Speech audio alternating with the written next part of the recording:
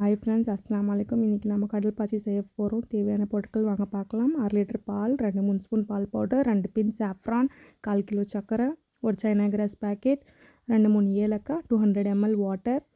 பாலும் சாஃப்ரானும் மிக்ஸ் பண்ணி ஒரு பவுலில் வச்சுடுங்க ஃப்ரெண்ட்ஸ். 1 ஸ்பூன் பால் போடுங்க போதும்.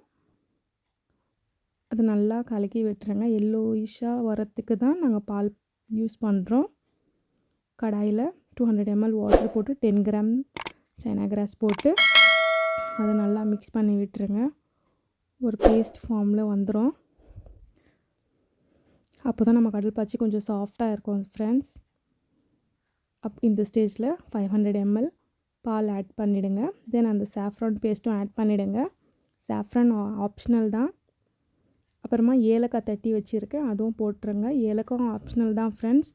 நீங்கள் வெனிலா எசன்ஸும் போட்டுக்கலாம், சாக்லேட் எசன்ஸும் போட்டுக்கலாம், உங்கள் இஷ்டம் ஃப்ரெண்ட்ஸ். ஏலக்காய் போட்டால் கொஞ்சம் பசங்க விருப்பப்படி சாப்பிடுவாங்க. தென் பால் பவுட்ரு இருக்குது பாருங்கள், அதுவும் போட்டுருங்க. கொஞ்சம் க்ரீமியாக இருக்கிறதுக்கு தான் நான் பால் பவுட்ரு யூஸ் பண்ணியிருக்கேன். பசங்க ரொம்ப லைக் பண்ணி சாப்பிடுவாங்க பால் பவுட்ரு போட்டாக்கா. சைனா கிராஸில் நிறைய ஹெல்த் பெனிஃபிட்ஸ் இருக்குது ஃப்ரெண்ட்ஸ். தென் சர்க்கரை லாஸ்ட் ஸ்டேஜில் சர்க்கரை போட்டு ஒரு 10 மினிட்ஸ் நல்லா கிளறி விட்டுருங்க.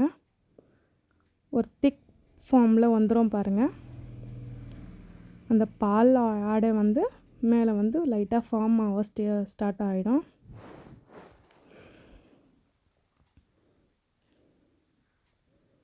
இதுதான் பர்ஃபெக்டான ஸ்டேஜ்.